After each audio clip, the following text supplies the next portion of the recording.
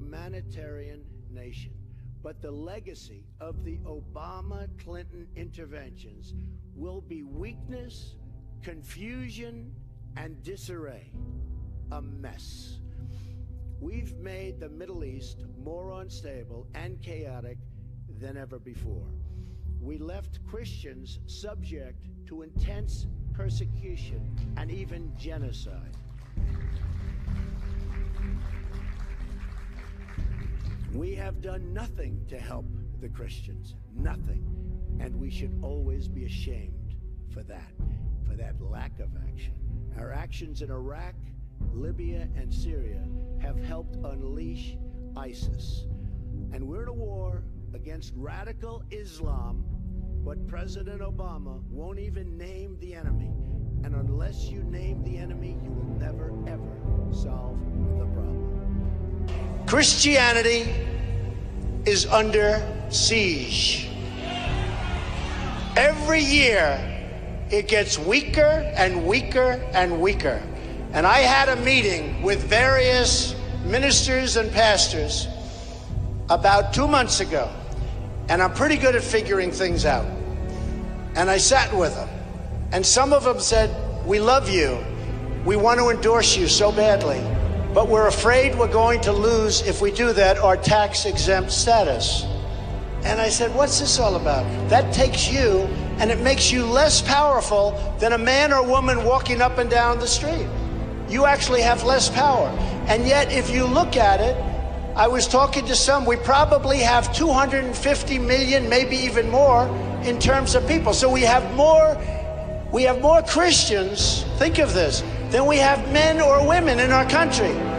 And we don't have a lobby because they're afraid to have a lobby because they don't want to lose their tax status. So I am going to work like hell to get rid of that prohibition. And we're going to have the strongest Christian lobby.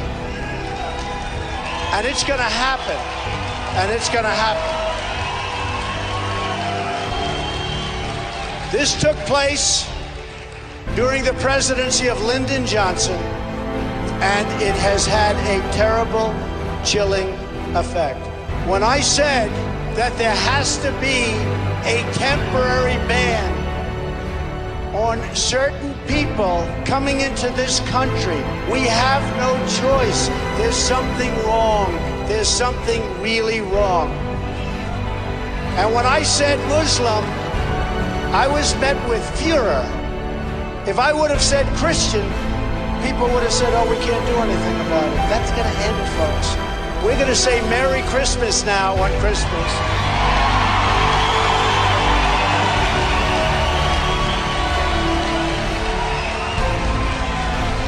We're going to start going to department stores and you're going to see big, beautiful signs. It's going to say, "Merry Christmas and Happy Holiday." We are going to protect Christianity. And if you look what's going on throughout the world, you look at Syria, where if you're Christian, they're chopping off heads. You look at the different places, and Christianity, it's under siege. Very sadly, if they're Christian, they don't come in. Okay? If they're Christian, they don't come in. And before this whole mess, if you were in Syria 2, 3, 4 years ago, one of the top experts told me this on borders and on the military. I mean, this is a real guy that really understands what's going on.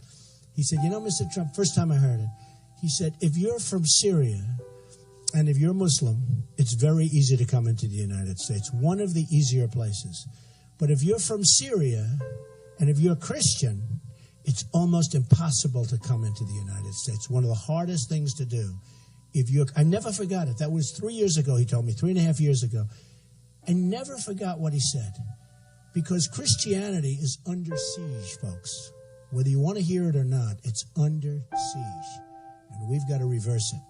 But if you were from Syria 3 years ago, 4 years ago, 3.5 years ago, you wanted to come into this country, if you were Christian, one of the hardest places on earth to come into the United States was a Syrian who happened to be Christian. Something wrong. And they're the ones that really needed the protection more than anybody else. It's all going to change. it's all going to change. We're going to use our heads. We're going to be fair. We're going to deal from the heart. We're going to deal from the brain. And we're going to make America great again.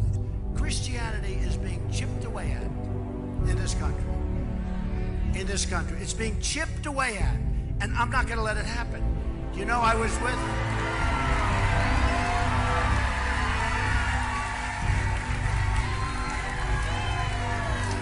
I know 3 things about Donald Trump.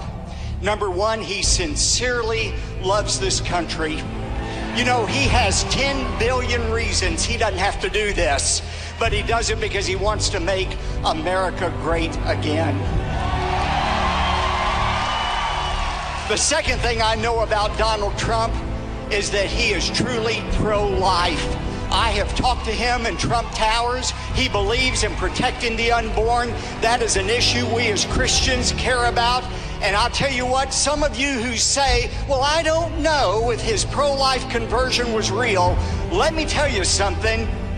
Hillary Clinton doesn't claim any pro-life conversion. If you go for Hillary Clinton or Bernie Sanders, there is no doubt you're going to have the most pro-abortion president in history. But here is what I finally know about Donald Trump. Donald Trump cares about and loves evangelical Christians. You know,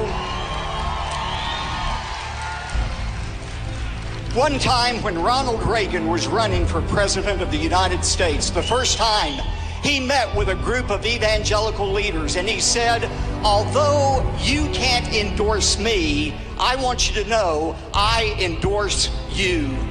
And I have met with Mr. Trump on several occasions, and I can tell you from personal experience, if Donald Trump is elected president of the United States, we who are evangelical Christians are going to have a true friend in the White House. God bless Donald Trump.